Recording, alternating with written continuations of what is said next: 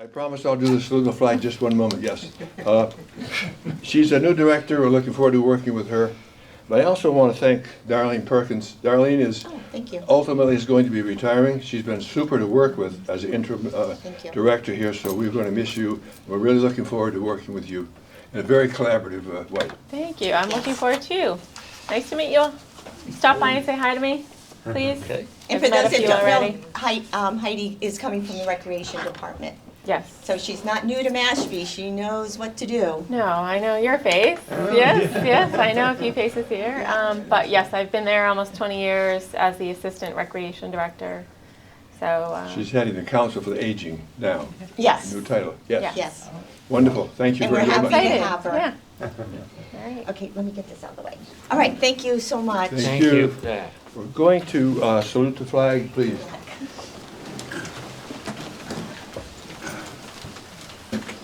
I pledge allegiance to the flag of the United States of America and to the republic for which it stands, one nation, under God, indivisible, with liberty and justice for all. This morning, I'd also like to have a moment of silence. Two of our members, we've lost two of our members since our last meeting. We had we had Bob Simmons, who was here for a few years, great guy. He has unfortunately died in Florida. And then we have Bob Crowley. He was a longtime member of Men's Club. He died. He was 91 years old, a Navy veteran. I went to his calling hours. Great guy, a neighbor of mine. We're going to miss both. We do miss both. So a moment of silence, please.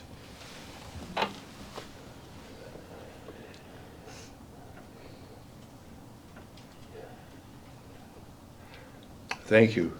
Call upon Dean. Dean, you wanted to introduce a guest? Yeah, I just wanted to introduce a special guest today, a neighbor, Mike Lecompte. I'm going to wait. He's going to wait until he decides whether he's going to join to give the long intro. But all I can say is that along with all of his accomplishments, one of his greatest ones is he's an electric car driver. And I've never seen anybody care for a car the way that the guy does. Anyway, join me in welcoming Mike. I'd like to call on Harvey as well, too. Harvey is one of our newer members. I'd like to ask Harvey to tell us a little bit about yourself, your background. Good morning. Good morning. I have a long history because I'm an old person, so I'm going to make it very short. I grew up in Boston. I went to Northeastern University. I became a CPA, worked for the international firm of KPMG Maurik, got recruited away early on to be a chief financial officer for an electronics firm in Natick, Massachusetts, where I resided for about 17 years. And then got recruited away again as a CPA into government, and I became a manager of an agency in the State Department, the State Department of Revenue, where I headed up the Division of Local Services, which oversaw the financial activities of then 351 cities and towns and 14 counties. I then went into local government. I spent the better part of 40 years in local government. I worked for the City of Boston, where I was city auditor. And then went to work for the town of Needham, where I became the first chief financial officer for a town. They called it director of finance. It was a whole new innovative process. And then from there I went off to Brookline, town of Brookline, where I spent 15 years as the chief financial officer until I retired in 2003. In 2003 I moved out to Martha's Vineyard, where I became a permanent resident. I opened up a little bookkeeping business, and I also opened up a professional photography.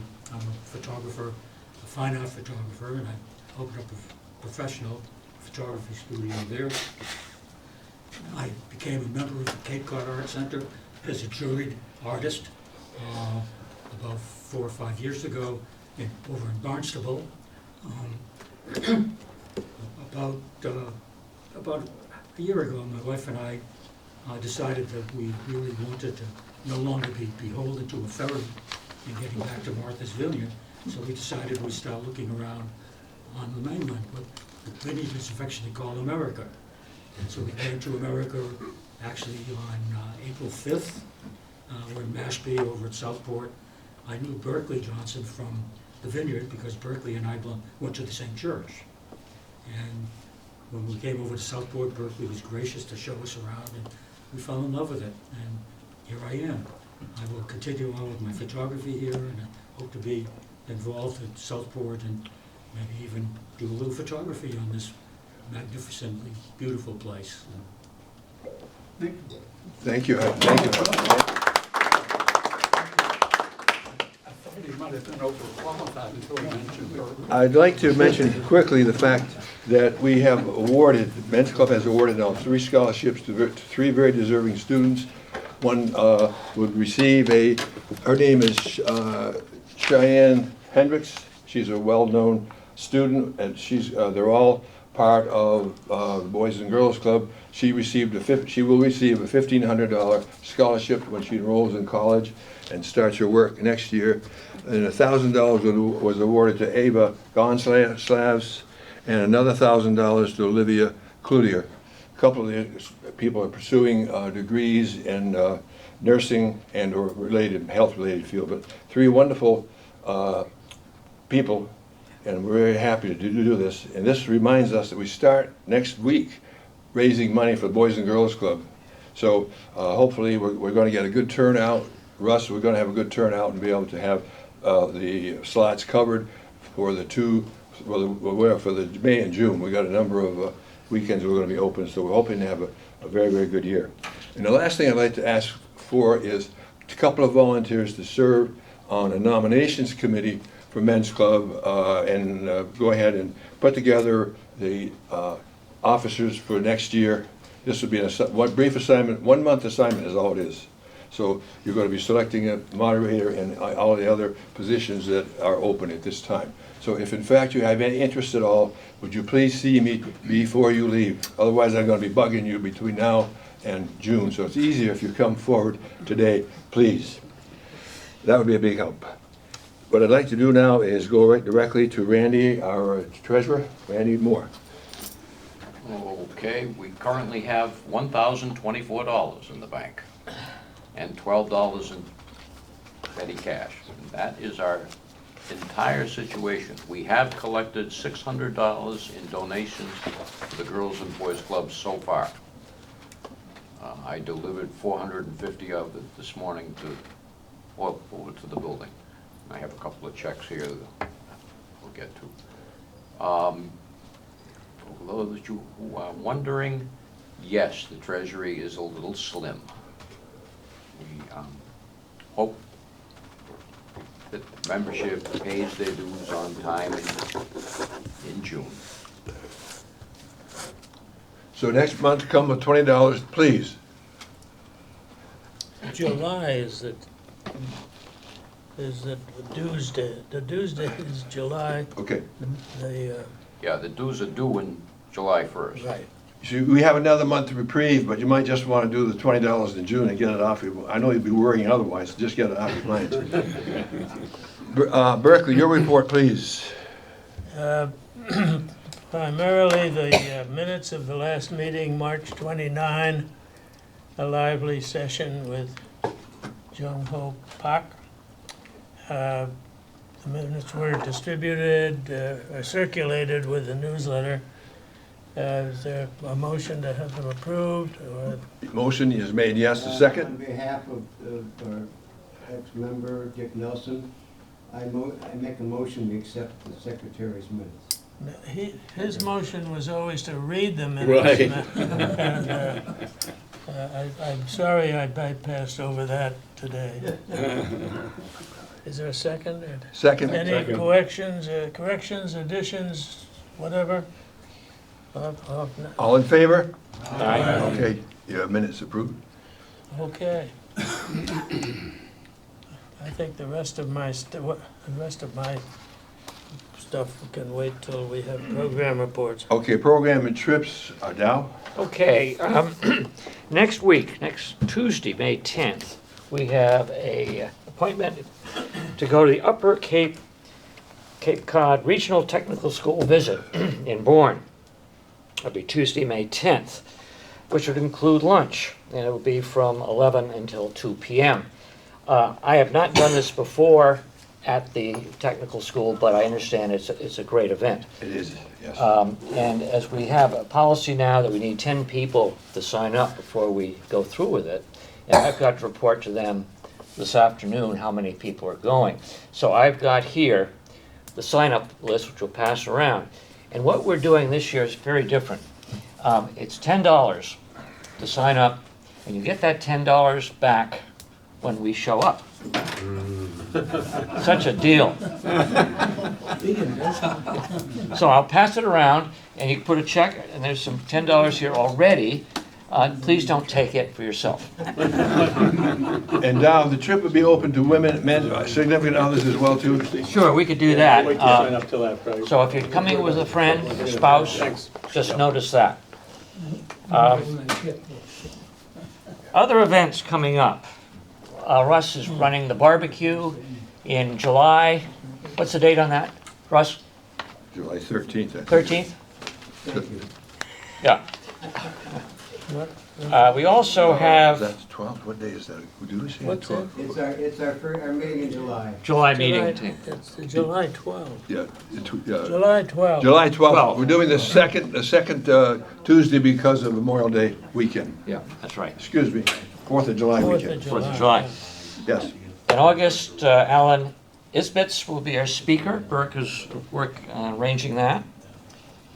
And then Dean Turner has been nice enough to put together an opportunity to go on the 74-foot schooner Liberté out of Falmouth. And that will include a lunch at the boathouse in Falmouth. And Dean, do you want to say a few things about that? Sure. Circulate it. Well, you've already stolen most of the thunder, but, so it's gonna be July 28th, rain date the 29th, and I don't know how many of you have gone in the past. It's something where we've done it probably 6 times, and the boat, the 74-foot schooner, takes up to 49 people, and we filled it a couple of times. So, I need for you to sign up by the 15th at the latest, but the sooner the better. $45 for the sail, and when we go to the boathouse to eat, we order off the menu and pay accordingly, individually.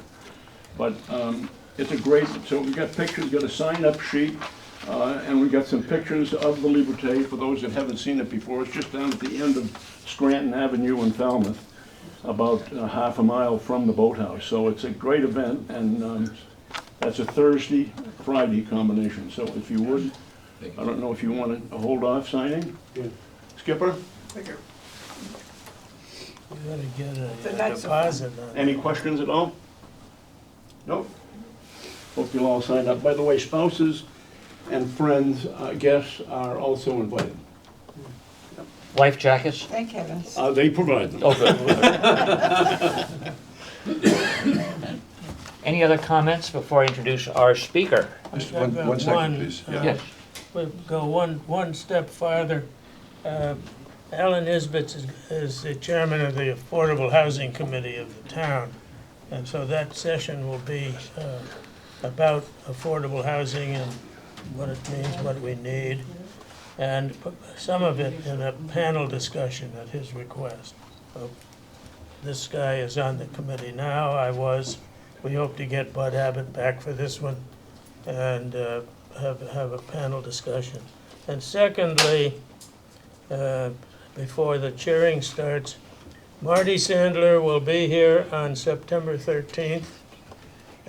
Again, to avoid Labor Day, we were going to meet the second Tuesday in September. And you all know Marty. His comment on the telephone was, "I can't wait. I love you guys, and he'll be here." Super. Russ, any comments you'd like to make about the collections or anything? Oh, yes. Please. Sorry, we got to do this before we guest speaker. Be right with you. You're good. I'm good.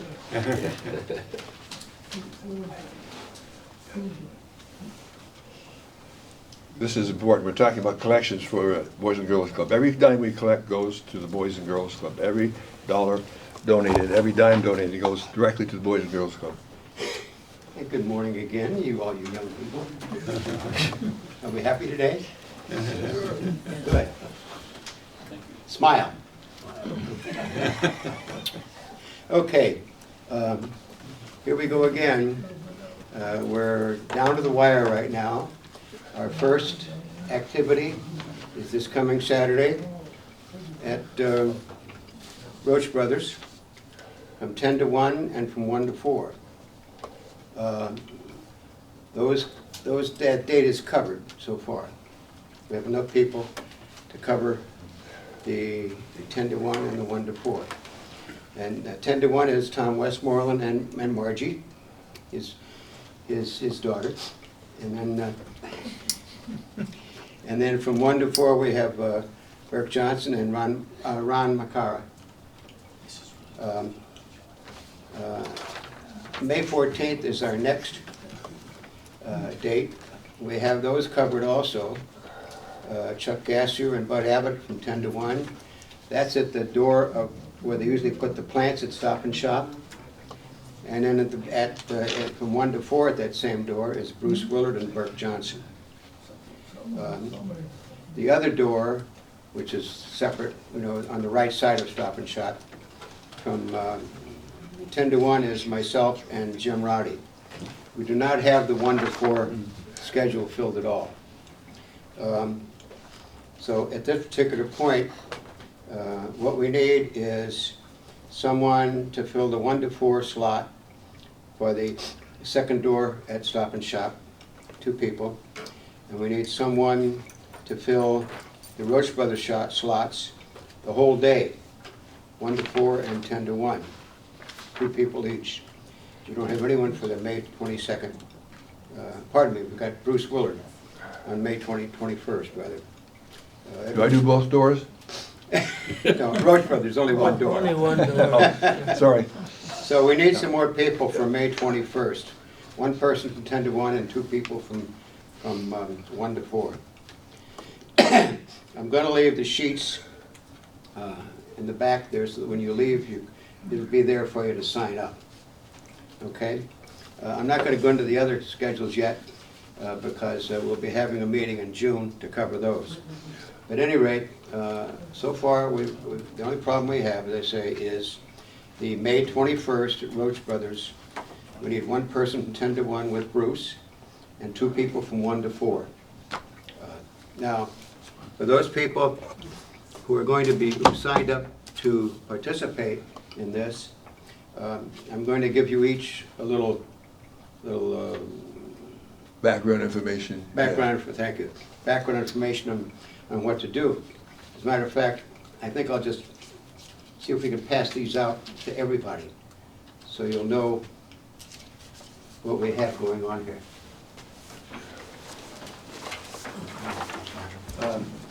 The other thing is that, we only do this once a year. This is the only real active fundraising activity we have for the whole year. And so what we'd like to do is to make this as successful as it has in the past. Thank you. As our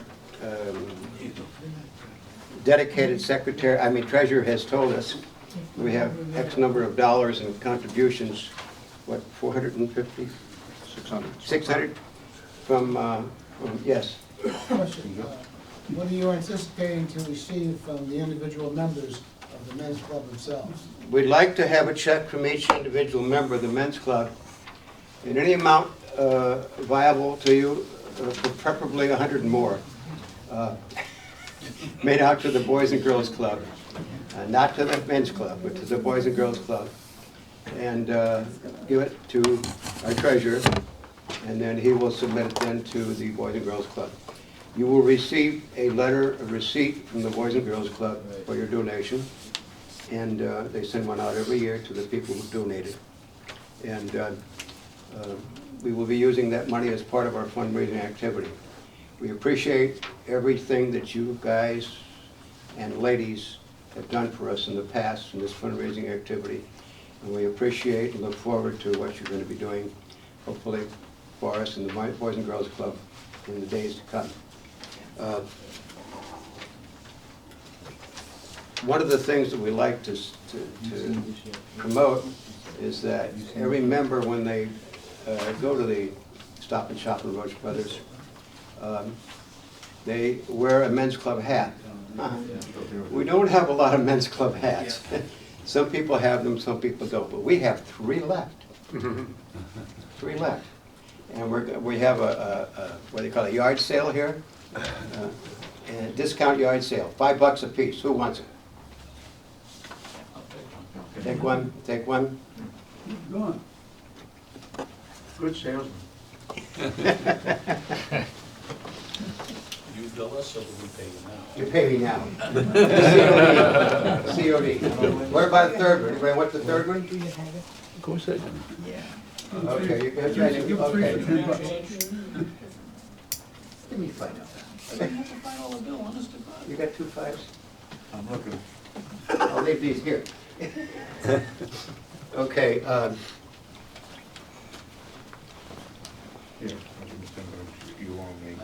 the other thing that I would like to say is that for those people who are going to be working at the stores, Roach Brothers and Stop and Shop, please put your smiles on. Please open your mouths. Please ask for money. Just don't sit there. Don't let people walk by. And this is one thing that when I went to the service for Dick Nelson a few days ago, and one thing I remember about Dick was he got up from the table one time. Dick always sat there because he had a problem with his neuropathy and so forth. But he got up from the table one time, he saw this guy coming out the door, and he walked up to him, and he wouldn't let the guy go by. He just kept moving. Finally, the guy said, "What do I have to do to get out of here?" He says, "Give me some money." The guy opened his wallet and gave him $20. He didn't want to give anything, but he gave him $20 finally. That's what you have to do sometimes. You know, this is all for the Boys and Girls Club. And that's what people have to know. It's for the Boys and Girls Club, not for the Men's Club, for the Boys and Girls Club, for what they do, for what they participate in, for the good that they do with the kids. It's very, very important. You have to tell people a little bit of the story about what the Boys and Girls Club does for the kids, their summer camps, their their homework program, keeping the kids off the street, getting them involved, making them good citizens of the community. This is all very, very worthwhile. So when you're out there and you're helping to get these donations for the Boys and Girls Club, speak up, smile, voice yourself, be positive about everything, okay? Thank you, thank you. And I guess, Can I add? Berkeley. There's nothing to sell. This is a collection. We have a donation box which will be at each place. And that plus all of whatever you need for the collection, the sign and so forth, a table, a couple of chairs, will all be delivered and picked up. So you should bring a bottle of water or something, and that's a about bottle it. of water, maybe a snack, piece of food or something like that. Or you can step into the store briefly and buy it. But we test all water containers to make sure they don't hold vodka though. Great. Thanks. Thank you, Russ. Thanks, Russ. That's it. Dow. Yes, Excuse me. I'll just add to what Russ said. I've done this a number of times, Stop and Shop, and it's amazing how many people come up to you and say, the Boys and Girls Club really made a difference in their lives. And a lot of the kids that go there have single parents, and it's so important after school for their kids to go to Boys and Girls Club so their parents can, that single parent can work. So I really encourage you to sign up. It's very moving sometimes, some of the comments you get. So the other trick is, and you've got to be careful of this at Stop and Shop, there are 2 entrances. Quite often someone will come in one entrance, said, "I'll get you on the way out," and they seek out the other door. That's why we have people at both doors, so we can trap them. Anyway, it's worthwhile. Let me introduce David. let me start by saying, how many of you drive down Route 28 towards Hyannis and wonder what's behind a sign that says Cotuit Center for the Arts? It often tells of a current play, but have you ever wondered what's, quote, behind the sign? There are a lot of activities that go on there, and I know, for instance, my wife has done some teaching there on Nantucket basket making, and that has been very successful, and hopefully they can do it again. So this morning, we are privileged to have the executive director of the Cotuit Center of the Arts explain what really is behind the sign. And that's the title that I kind of gave you, David. Excellent title. David arrived at the center 12 years ago with a challenge of spearheading and initiating and introduce new patrons to the center. Today, the center is bursting with activity in performing arts and education. It also is in the midst of a major capital initiative. That's always a warning sign, I know, in churches. Every church I've gone to needs a new organ the next year. David is a native of Indiana and went west to California, where he received a degree in music performance at UCLA and played in the Daniel Lentz Ensemble. Later, a move took him to New York, where he eventually ran the classical music division of RCA Records, working on projects with people like Van Cliburn, Leontine Price, and the Boston Pops. His resume goes on, but we do have a time element here, so I won't go on further. David and his husband, live in Yarmouthport. He's involved in a number of nonprofits and is an avid cyclist. So if you see him cycling on Route 28, please be careful. Yeah. He's a valuable member of our community. So David, it's all yours. Thank you. Thanks so much. Appreciate your... Now that we got this working, let's see if we can get it to pop back on again. Do you know his instruments? Well, it looked like I think everything went to sleep. Should be a power button on the Okay, bottom that, right. Yep, so that's looking good. And that's looking good. Now, it must be Bottom this right. one. Here? There should be a power button. Use the like remote one I have. There are Where three. that red light is. This one. Let's see about this one. That did it. Okay. So let's see. Something is happening. Something's happening.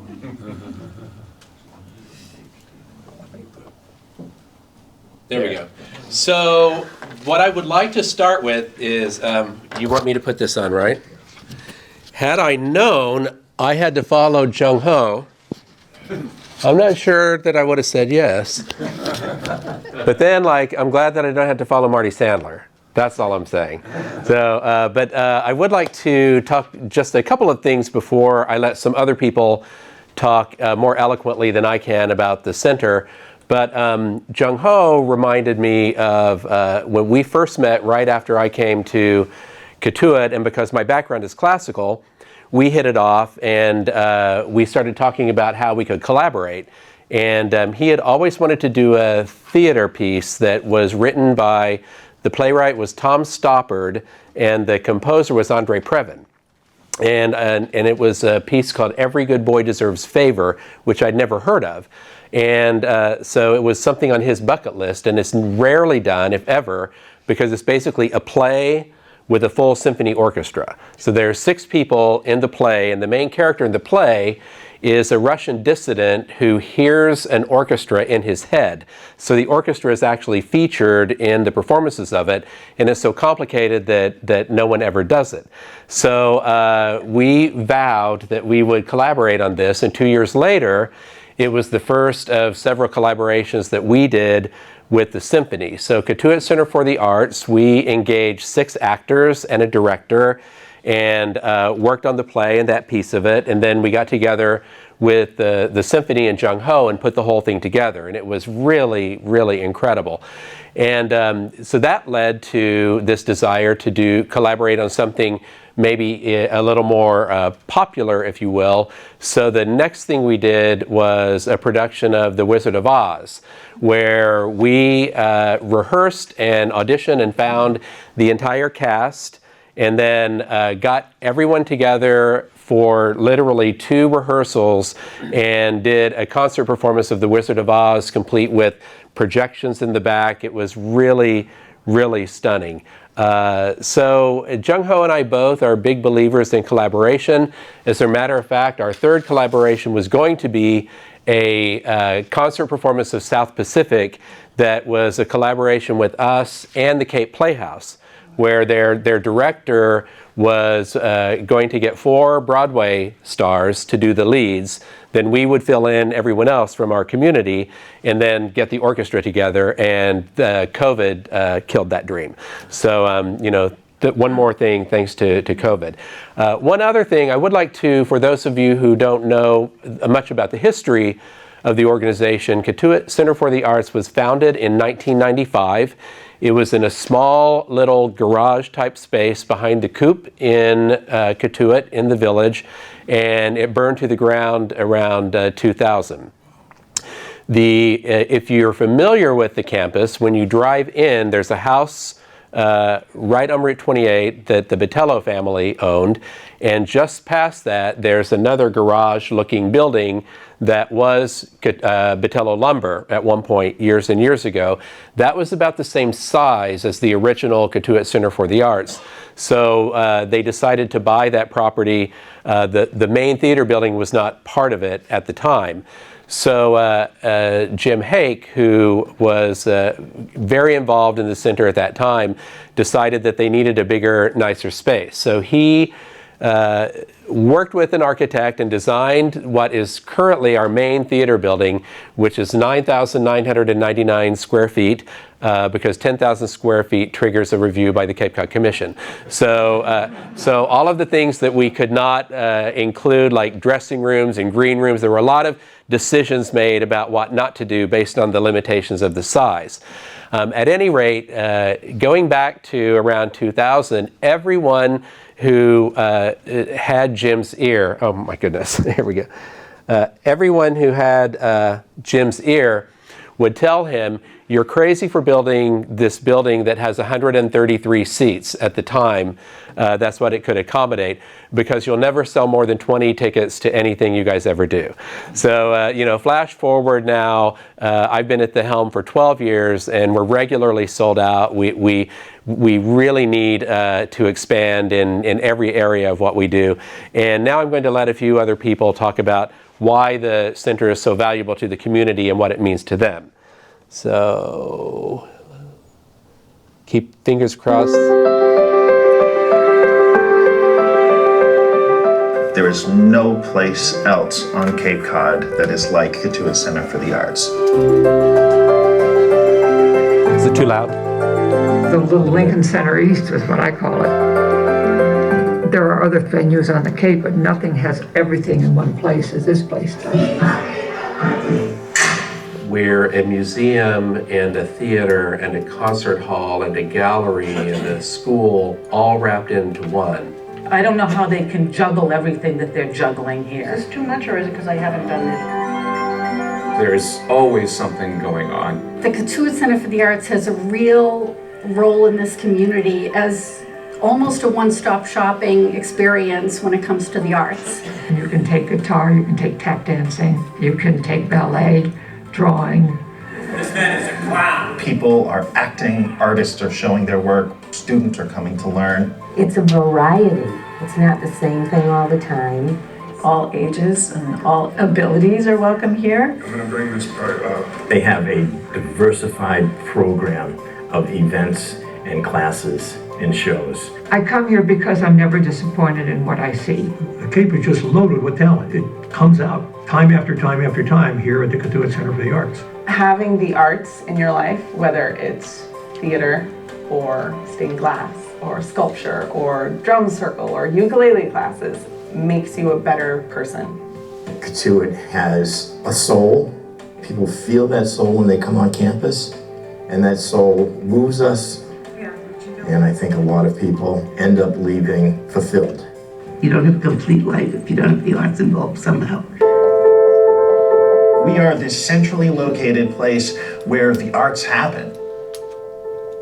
Our website, it's artsonthecape.org for a reason, because it begins here. Anytime you come here, there is going to be something for you to do, to experience, to enjoy art. It just brings a lot of education and perspective to the entire community. Everyone is welcome with the same enthusiasm. It is a place that is not afraid to push boundaries. I wanted to try my hand again at theater. It had been many years. The fact that I could return to this, to some form of art, was truly wonderful. People need a place to go. They need a respite from everyday life. People come in and are blown away, knowing that they live merely 3 miles away and have never taken advantage of it. Say thank you. If the entire Cape theater scene was a college, I would describe Cotuit Center for the Arts as the campus center.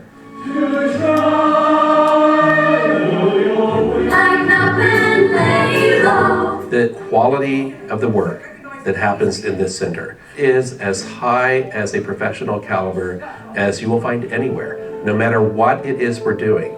Let me take you to the ceramic studio and the dance studio and the art studio and show you the classes that are going on 8, 10, 12 hours a day, and the people creating work and finding expression, realizing that they're artists. They're artists. What I'm doing is art instructors here, they're very good artists. Not only that, they're good teachers. And very important for me, they're also very patient. The group of people here and the relationships that they've formed with each other, with the students and with the community are unlike any other. I've taught a variety of places on the Cape, and this is my home. I felt like I met my people. Oh my gosh, somebody else speaks my language here. Finally, I have not seen anything like this other than having to go to Boston or go all the way to Provincetown. And I was like, and this is right here in Cotuit? I was so excited. I came to see my first production here, and I remember sitting in the theater looking up into the rafters and around this beautiful room thinking, oh my gosh, the possibilities here are endless. We've changed the layout of our theater, rebuilding an entire stage, moving seats, moving lights. We bought a new building we've been using for classes. We've remodeled our black box theater to hold more folks and allowed for all sorts of new and exciting work. We've purchased a gas station and remodeled it into a ceramic studio that in a matter of weeks has become one of the liveliest buildings on campus.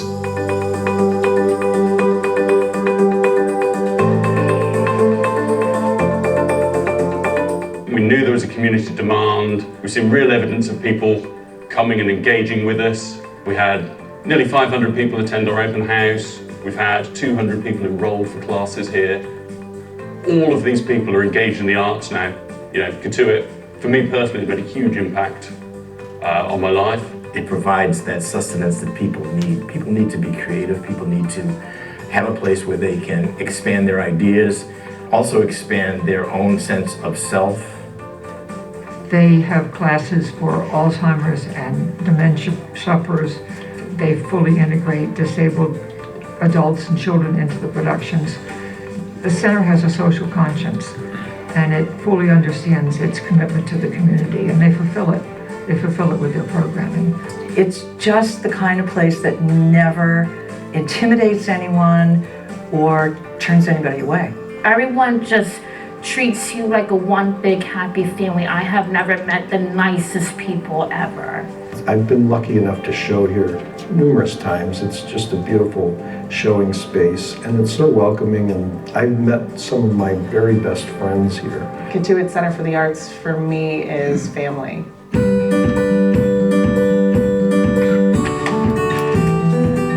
I walked in the door and you could just feel the warmth that was emanating from the people that are here.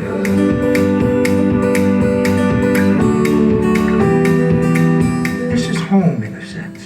You may live in our house, but this becomes our home. I remember stopping almost dead in my tracks and thinking to myself, I'm home. I really enjoy spending time with my second family. I never thought I would have 10,000 family members, but that's what it feels like now. That's what this place is. It is a community center based in family and caring for one another and furthering what we believe is an important, critical element of our community. Arts and culture are as important to the health of a community as the air we breathe and the water we drink.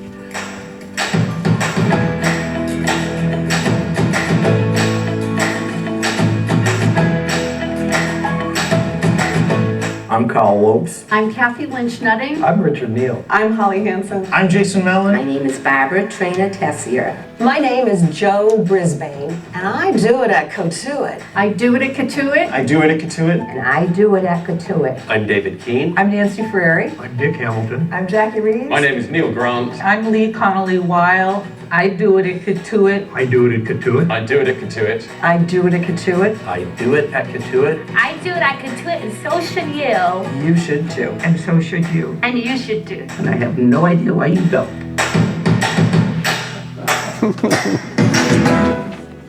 Well done. Thank you. So this says more than I ever could about the value of the place. Just to give, and I've been on my bike a little bit since we videotaped that, as you can probably tell. This video was done just before COVID. Literally, in terms of the timeline, we were in the middle of a capital expansion campaign, and the second phase of that was to acquire the old low gas station on Route 28, which we did. Interesting story there. It went for years and years and years. The gas station was for sale for about $750,000 over any appraisal or any asking price. And so we just figured it was never a part of our future plans. And so there was a gas station, and you may remember a bakery and bait shop. Don't ask me what that means. Next to that, and then a house, and they were one parcel. So the house next to the bakery went on the market, and it looked like we had about 12 feet of contiguous property lines, so we bought it. And then it turns out that the maps were drawn wrong, and we had no contiguous property. But we owned that land, which we needed because we're in a well protection zone. So if we want to expand at all in any way, we have to have more acreage in order to do that. So we acquired that property and the one behind it, which basically made a U around the gas station, and we figured that was that would be our future. So suddenly one day I'm pulling into the driveway, and there was an auction sign that said, and literally like 2 weeks, it's like in 2 weeks, a public auction of the gas station. So I called our executive committee.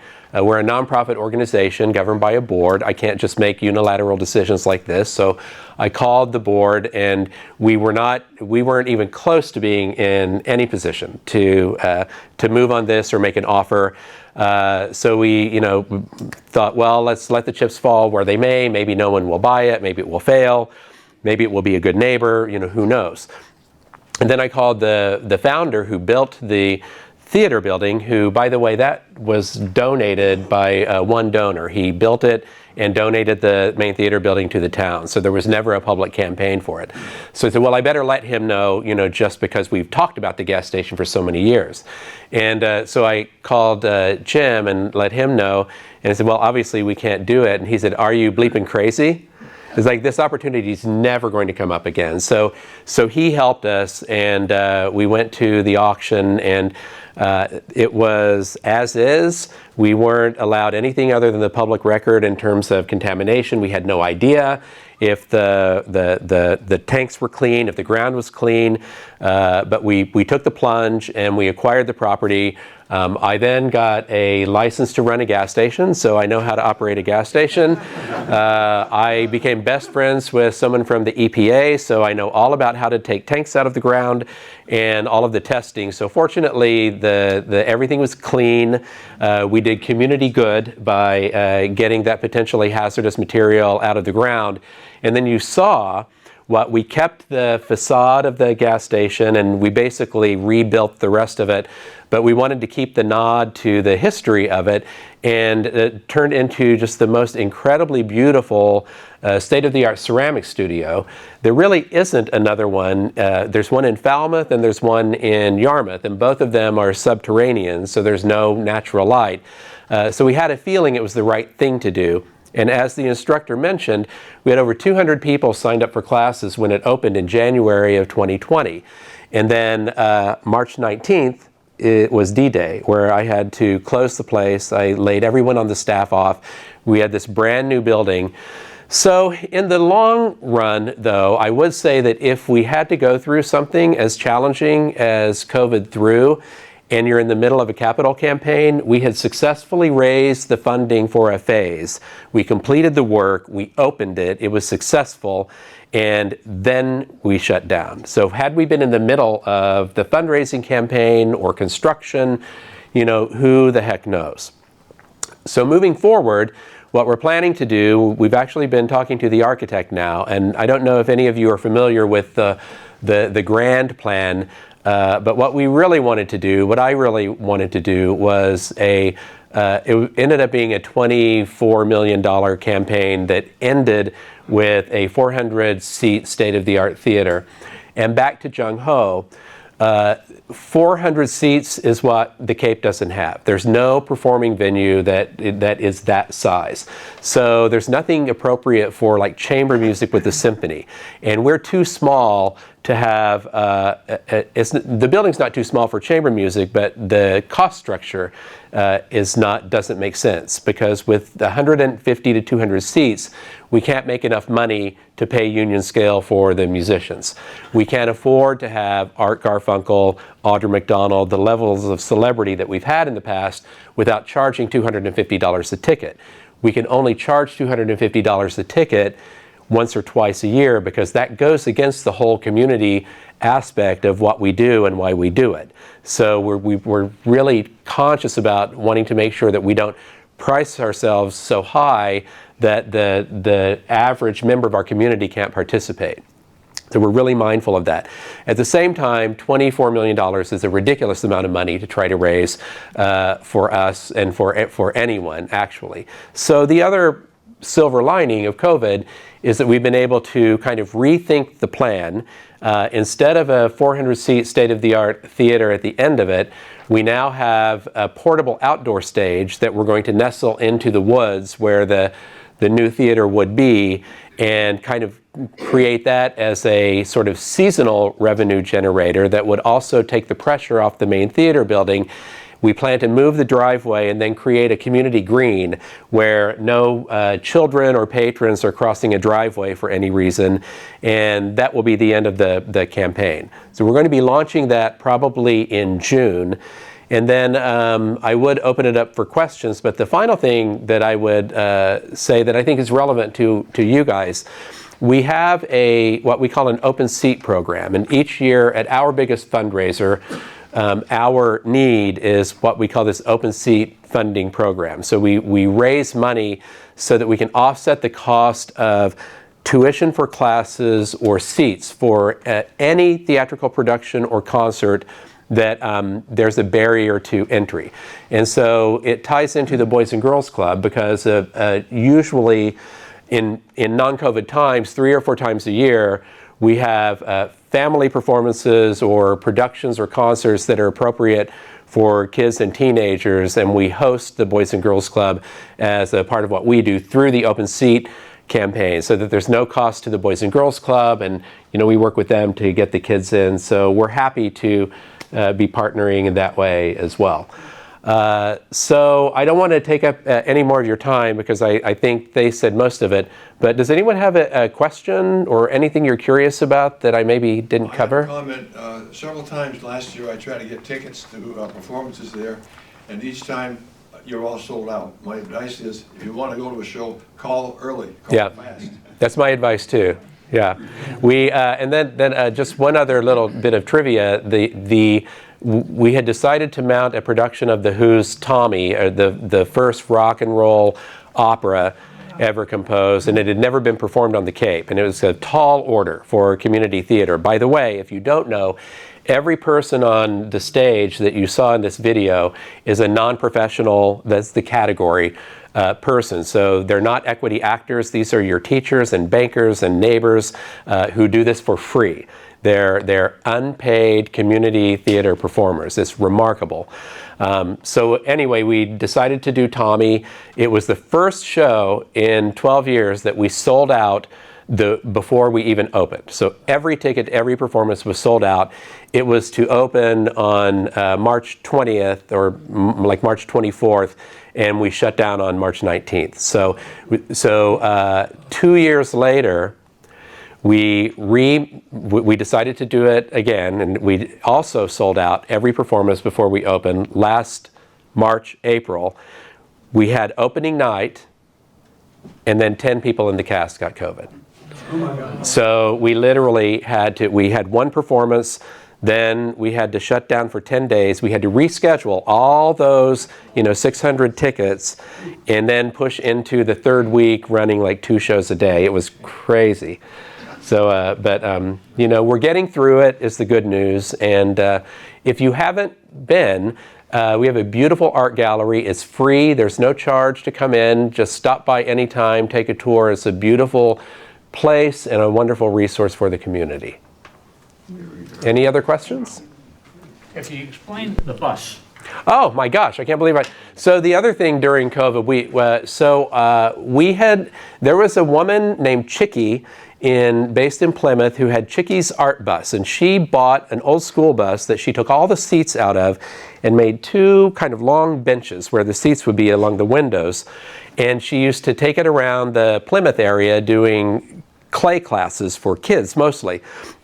So we hired it for our program with adults with special needs, and they came and did clay class right in the driveway, and it was the coolest thing ever.